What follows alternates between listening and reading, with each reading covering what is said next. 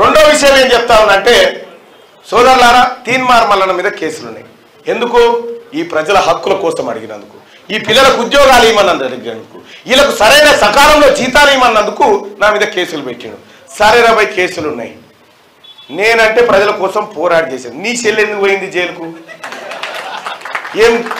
ఏ బార్డర్ల కొట్లాడకు పోయింది? సైనిక యుద్ధాన్ని చేసిన అది సారదంద చేసిపోయింది. నీ చెల్లె పోయిన పోగడకు ఆమెనంటే కడిగిన ముత్యమట.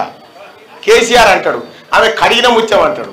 నువ్వు కడిగిన ముత్యమా మరి దేంతో కడగాలో మీరే చెప్పాలి. మళ్ళీ అదే సార పోసి కడగవలసి వస్తాడు. ఇల్లంతా దొంగల ముఠ.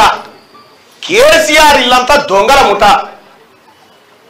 మా రాజేంద్ర అన్న చెప్పినట్టుగా టేపులు పెట్టుకొని కాదు, ఇక్కడనేమో టేపులు పెట్టుకొని గంధాలల్లా, వాళ్ళేమో గొలుసులు పెట్టుకొని తిరిగిరు. పెద్ద పెద్ద గొలుసులు పెట్టుకొని తిరిగి హైటెక్ సిటీ చుట్టూ ఎక్కడికక్కడ దోపిడీ చేసిరు.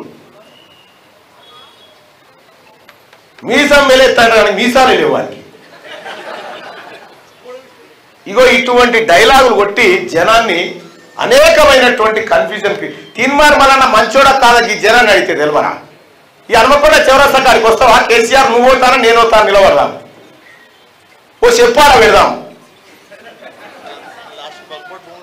పగ్బోర్డు భూములు కూడా మింగితివి. ఆఖరికి అల్లాను మింగిండు, రాముణ్ణి మింగిండు, ఏసుక్రీస్తుని కూడా మింగిండు కేసీఆర్. దేవుళ్ళని కూడా మింగిండు. నేను మొర్ర మొత్తుకున్నా, కేసీఆర్ జర ఆత్మ పరిశీలన చేసుకో అని చెప్పిన. ఆత్మ పరిశీలన ఎక్కడ? అహంకారం. ఇప్పటికి కూడా ఇంకా అహంకారం దిగుతలేదు.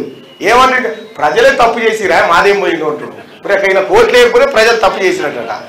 మా నాయన రాజేంద్ర గెలిస్తే ప్రజలు తప్పు చేసిరు అంటుడు. సిగ్గుండాలి ఏమన్నా చెప్పేందుకు. ఇంకొక 4 తారీఖు వరకల్లా మొత్తం దుకాణం టెంట్ అంతా విక్కపోతారు. ఆ తర్వాత నువ్వు, నీ కొడుకు, నీ అల్లుడు ముగ్గురే ఉన్నారుగా. ఆమె అంటే పోయి ఆడున్నది. కానీ ఇక అదే భజన చేసుకుంటా కూర్చుంటే మీ భజన కోసం చెంచల్గూడను చెర్లపల్లి జైలు సిద్ధమవుతుంది. మీరు పోక తప్పది. హ్యాపీ రావు.